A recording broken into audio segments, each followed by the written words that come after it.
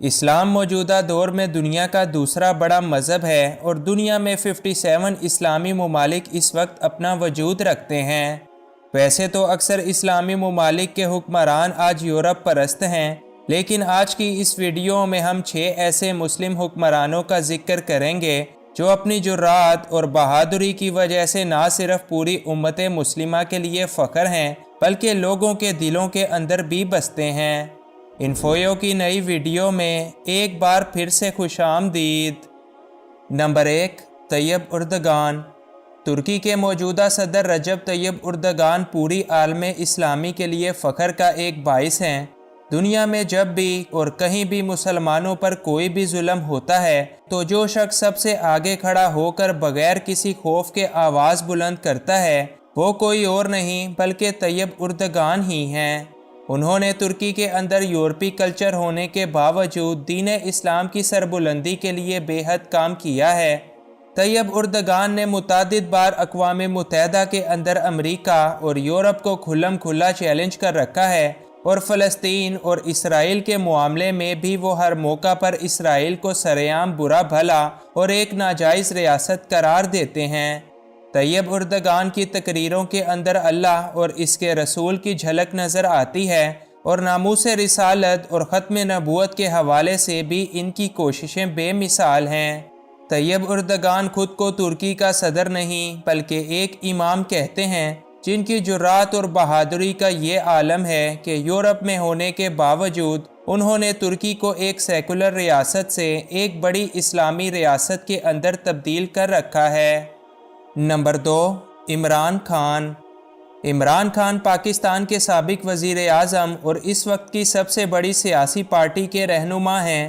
عمران خان نے پاکستان کی سیاسی تاریخ کے اندر کافی سٹرگل کیا اور پھر سال 2018 میں پاکستان کے وزیر اعظم بنے۔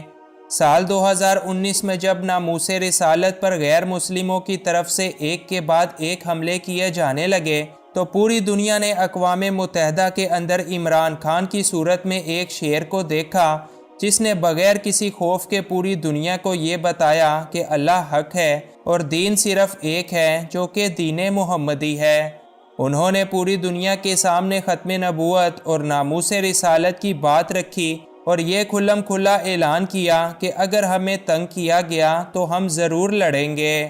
عمران خان نے قرآن مجید اور دیگر دینی کتابوں پر لگنے والے ٹیکس کو ختم کر دیا اور ملک بھر کے سکولوں کے اندر قرآن مجید کو ترجمہ کے ساتھ پڑھنے کو لازم قرار دے دیا۔ جب بھارت کی طرف سے تجارت کے معاہدے کا خط آیا تو یہ کہہ کر انکار کر دیا کہ جب تک کشمیریوں کو ان کا حق نہیں دیتے میں تم سے تجارت نہیں کروں گا، اور جب فلسطین کے مسلمانوں کی بات آئی تو راتوں رات اقوام متحدہ کا اجلاس بلوایا اور سرعام سب کو یہ کہا کہ تم لوگ ڈیپ پاکٹس پر چلتے ہو، یعنی کہ منافق ہو۔ اقوام متحدہ میں کلمہ طیبہ کی صدائیں بلند کرنے والے عمران خان کے ملک و قوم کے لیے بہادری اور جرات کے کام تو بے شمار ہیں، اور ان کی یہی بہادری اور جرات کچھ لوگوں کے لیے پریشانی کی وجہ بھی تھی۔ لہٰذا کچھ سازشوں کی وجہ سے عمران خان اپنی حکومت کے 5 سال تو پورے نہ کر سکے، اور اس کے بعد سے اب تک کئی مشکلات اور پروپیگنڈوں کا کھلم کھلا شکار بنے ہوئے ہیں۔ نمبر 3، یاسر عرفات۔ یاسر عرفات فلسطین کے صدر تھے جنہوں نے فلسطین کی آزادی کے لیے بے پناہ کام اور کوششیں کیں۔ یاسر عرفات ایک ایسے دلیر اور سچے مسلمان حکمران تھے جنہوں نے پوری دنیا کے سامنے اسرائیل کے وجود کو ماننے سے انکار کر دیا۔ امریکہ اور یہودیوں نے یاسر عرفات کو متعدد بار خریدنے اور اپنی باتوں میں لینے کی کوشش کی، مگر یاسر عرفات نے کبھی بھی فلسطین کی آزادی سے اپنا قدم پیچھے نہیں ہٹایا۔ وہ ایسے واحد حکمران ہیں جن کی ساری زندگی اپنے ملک کے لیے جد و جہد کے اندر گزر گئی، جس کی وجہ سے ان کو صحت کے بہت سارے مسائل لاحق ہو گئے۔ لہٰذا اپنے علاج کے لیے انہوں نے فرانس کے شہر پیرس کا رخ کیا، جہاں پر ان کو زہر دے کر مار دیا گیا۔ یاسر عرفات کی میڈیکل رپورٹس آج تک پوری دنیا کی نظروں سے غائب ہیں۔ نمبر 4، شاہ فیصل۔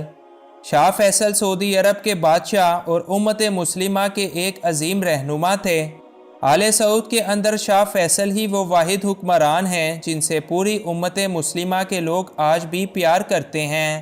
انہوں نے بادشاہ بننے کے بعد نہ صرف سعودی عربیہ بلکہ پوری امت مسلمہ کی ترقی کے لیے کام کیا۔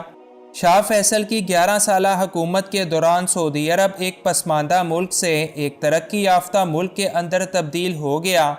جب شاہ فیصل تخت پر بیٹھے تھے تو مسلمان لڑائی جھگڑوں، شرپسندی اور ذات پات کے جھگڑوں کے اندر مبتلا تھے، لیکن شاہ فیصل کے دور حکومت میں تمام امت مسلمہ نے ایک ساتھ مل کر اپنے اختلافات کو ختم کر دیا۔ یہ شاہ فیصل کا ہی کمال تھا کہ فلسطین جو کہ پہلے صرف عرب ممالک کا مسئلہ تھا، انہوں نے اسے پوری امت مسلمہ کا مسئلہ بنا دیا۔